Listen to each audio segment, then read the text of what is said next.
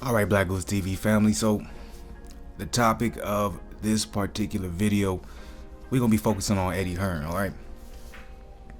Why are we gonna be focusing on Eddie Hearn? Well, I made a video, probably I don't know 3 weeks ago, and I asked a question. I said, what would your personal opinion be about Eddie Hearn's 2019? You know what I'm saying? We're coming to the end of 2019. The zone is still fairly new, but I feel like it's made a lot of strides since it's been created.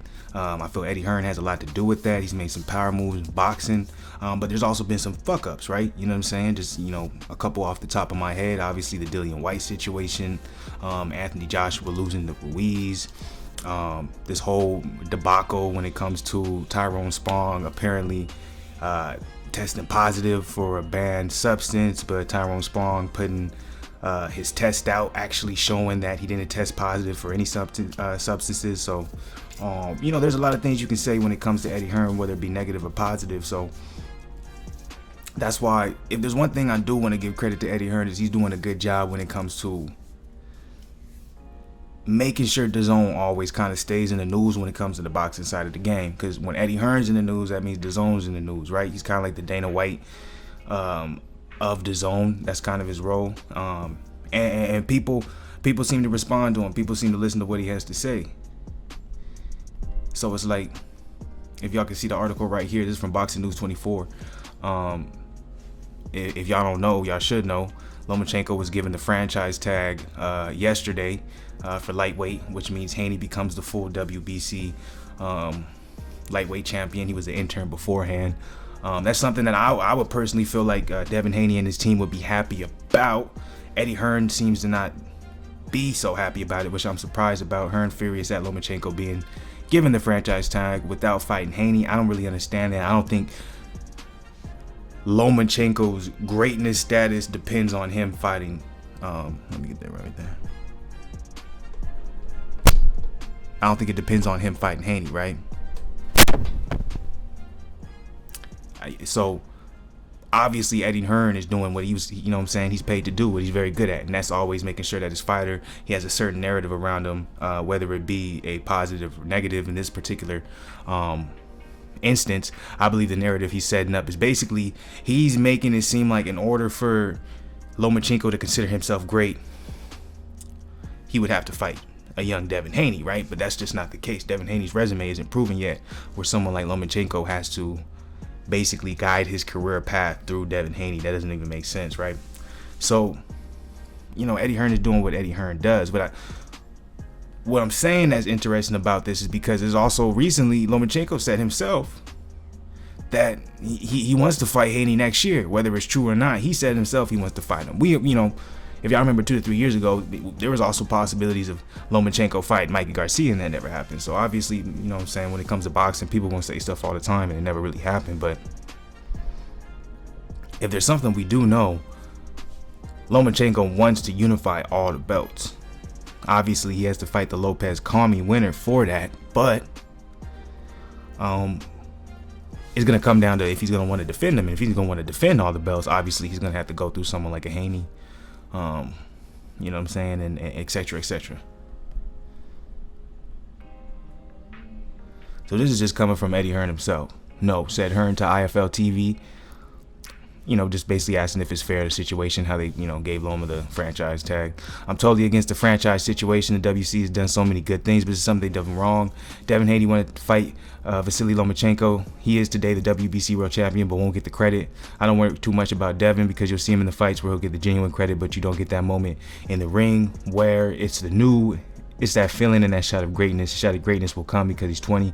But why would you want to work your way up the rankings and try to become a mandatory if you never get your opportunity at the shot? I read shit like that. To me, that's just a bunch of bullshit. You know what I'm saying? He's just kind of talking. Like, he's just doing what a promoter should do and trying to, he's hyping up Devin Haney. Devin Haney's the next big thing when it comes to the zone. You know what I'm saying? You got Ryan Garcia with Top Rank. You got Gervonta Davis with the Money Team. Then you got Devin Haney with the zone. You know what I'm saying? And then you got Daniel Dubois with Frank Warren. So, everybody got their young gun that they putting the money into for the future. And you gotta have to build them up. So I don't got much to say about that. I just think it's It's interesting. Look at this right here, though. Haney is blocked from fighting Lomachenko.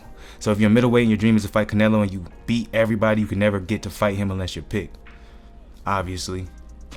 And you're never going to get picked if you're really good. The only way you're going to get picked if it's a mega fight, facts, it's got to be a higher reward than a risk, right? So we made a decision, pre-franchise stuff, to go down to the WBC route because Devin Haney wanted to fight Lomachenko. He wanted a shot at greatness, so we did everything right. We got the mandatory, and now you're blocked. You cannot get Loma. You know what? So this is great for Devin, right? He's a world champion. His contract goes up. But I would have liked to have him win that belt through a moment of greatness. So, like, once again, I just doubled down on what I just said. All that shit is bullshit. Just talking, doing what he does. You know what I'm saying? Creating a narrative for Haney that just makes him look even better in a light where he already looked good, right? So, that's what he's getting paid for. Now, this right here, this shit, I don't even know where this is coming from. So, Hearn talking that shit about Eubank Jr. as usual. If y'all don't know anything about the Hearn and Eubank Jr. feud, if you want to call it one, I always felt Hearn always discredited Eubank Jr. and I think that's because Eubank Jr. did not sign with Hearn. He's from over the seas and he's never signed with the UK to be specific, and he's never signed with Hearn. I think that bugs Hearn. Hearn hates it. But he says apparently Eubank Jr. is fighting Korobov. If y'all remember, Korobov fought Jamal Charlo not too long ago on that late replacement and gave him a hell of a fight. Some would have called it maybe a bad calling when it comes down to decision, but Korobov is a beast, man. He's a very solid, a little bit older, obviously. This is what Eddie Hearn is saying. Korobov is the worst possible style of opponent that they could have chosen. Said Hearn about Eubank Jr. and his decision to face Matt Korobov on December 7th. We got Colum, we got Billy Joe, we got all these domestic fights that he can take. He fights a guy Korobov that nobody really wants to fight and no one's really heard of. He's probably going to get beat because it's the worst possible style in the world for him. Who is it vying Chris Eubank Jr.? I mean, it's madness. He's not even going to be given any credit for winning that fight outside the boxing community. Eddie Hearn's not wrong, right? But in my opinion, he's not right either, because I'm like, okay, we got Colum Smith, we got Billy Joe. Like, you think he has any better chance of fighting any of them? His best chance is against Korobov because he's an older guy. I think part of it too, what makes Eddie Hearn mad about is Korobov, if I believe correctly, he's associated with PBC. I'm not sure who Eubank Jr. is under right now.